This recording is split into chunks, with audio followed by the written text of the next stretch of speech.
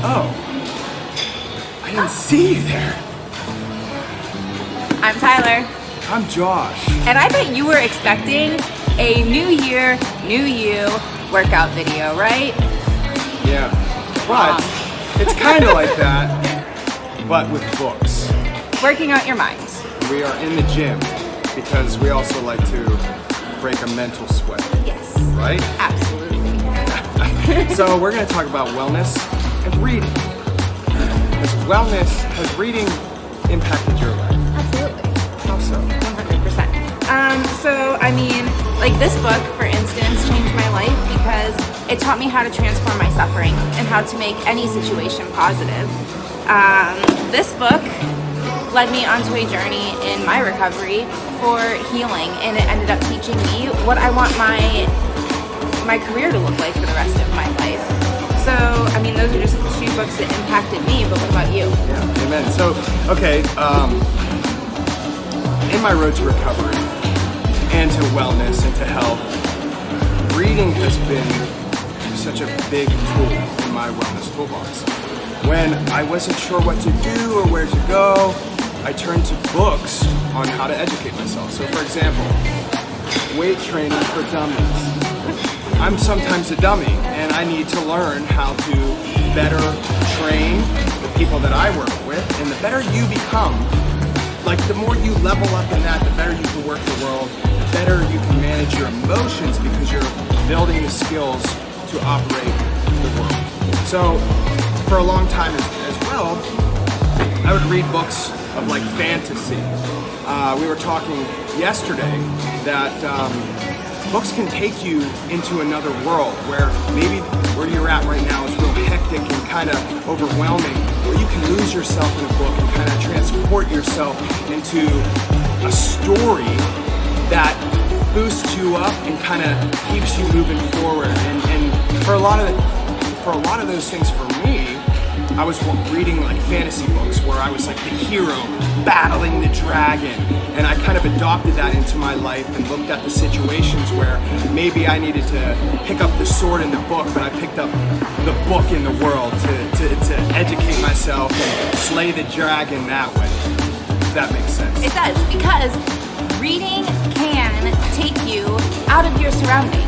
If your brain can picture something so vividly, even if you're just reading it, your brain doesn't know the difference between reality and between fantasy. And so you can literally get lost in a book. And so reading can help alleviate depression, anxiety, stress. It can lower your heart rate. It can lower your blood pressure. It can get you ready for sleep. Like it's a sleep aid. Yeah. But here's the thing. Physical books are so much more effective than reading something on a screen. There is something about being able to tangibly read something that is so much more powerful and our brain comprehends so much better than seeing it on a screen. And there's some other benefits too to reading.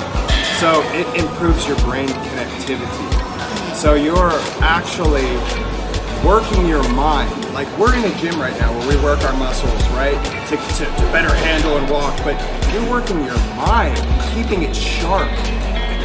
Everything else kind of starts to fall in line. Yeah. Mind, body, spirit. And reading makes your brain activate in every single domain. Every domain. That's good. And it prevents cognitive decline.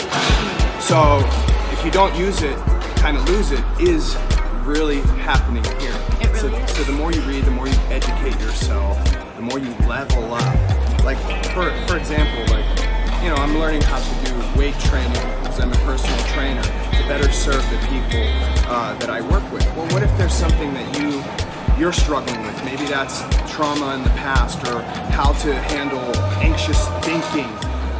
There's a book for that. There's a book for how to navigate your world, how to heal yourself, how to go forward.